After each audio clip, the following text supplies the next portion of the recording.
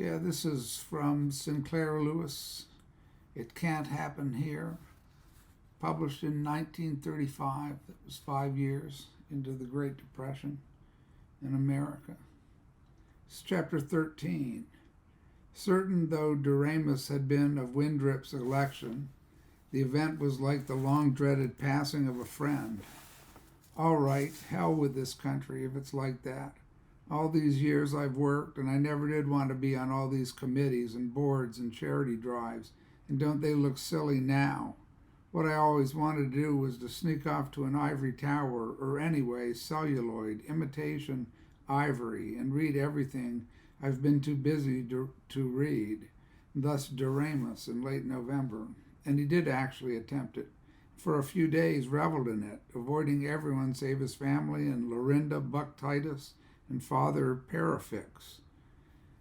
Mostly, though, he found that he did not relish the classics he had so far missed, but those familiar to his youth: Ivanhoe, Huckleberry Finn, Midsummer Night's Dream, The Tempest, L'Allegro,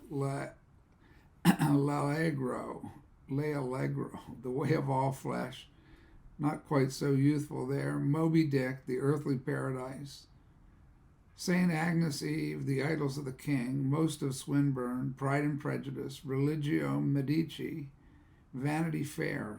Probably he was not so very different from President-elect Windrip in his rather uncritical reverence toward any book he had heard of before he was 30.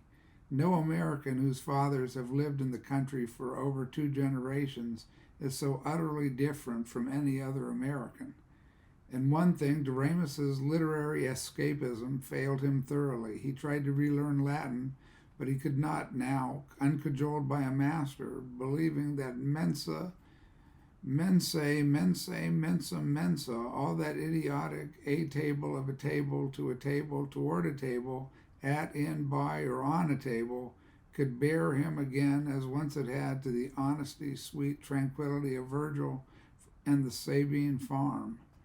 Then he saw that in everything his quest failed him. The reading was good enough, toothsome, satisfying, except that he felt guilty at having sneaked away to an ivory tower at all. Too many years he'd made a habit of social duty. He wanted to be in things, and he was daily more irritable as Windrip began, even before his inauguration, to dictate to the country. Buzz's party, with the desertions to the Jeffersonians, had less than a majority in Congress. Inside dope came to Doremus from Washington that Windrip was trying to buy, to flatter, to blackmail opposing congressmen. A president-elect has unhallowed power if he so wishes, and Windrip, no doubt with promises of abnormal favors in the way of patronage, won over a few 5 Jeffersonian congressmen, had their election challenged. One sensationally disappeared, and smoking after his galloping heels, there was a devilish fume of embezzlements.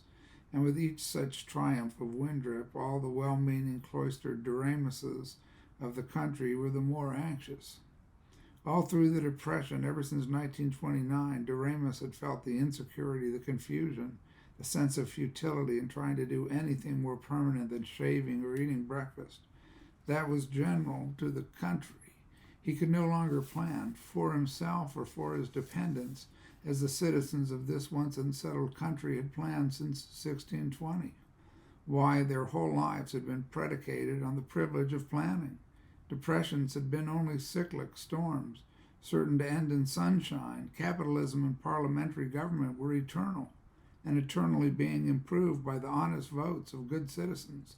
Doremus's grandfather, Calvin, Civil War veteran and ill-paid, illiberal congressional minister, had yet planned, "My son Lawrence shall have a theological education, and I think we shall be able to build a fine new house in 15 or 20 years.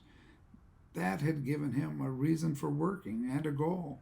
His father Lauren had vowed, even if I have to economize on books a little, and perhaps give up this extravagance of eating meat 4 times a week, very bad for the digestion anyway, my son Doremus shall have a college education, and then as he desires, he becomes a publicist, I think perhaps I shall be able to help him for a year or two, and then I hope, in a mere 5 or 6 years more, to buy that complete Dickens with all the illustrations. Oh, an extravagance, but a thing to leave to my grandchildren to treasure forever. But Doremus Jessup could not plan. I'll have Sissy go to Smith before she studies architecture. Or if Julian Falk and Sissy get married and stick here in the fort, I'll give 'em the southwest lot, and someday, maybe 15 years from now, the whole place will be filled with nice kids again. No, 15 years from now, he sighed, Sissy might be hustling hash for the sort of workers who called the waiter's art hustling hash, and Julian might be in a concentration camp, fascist or communist.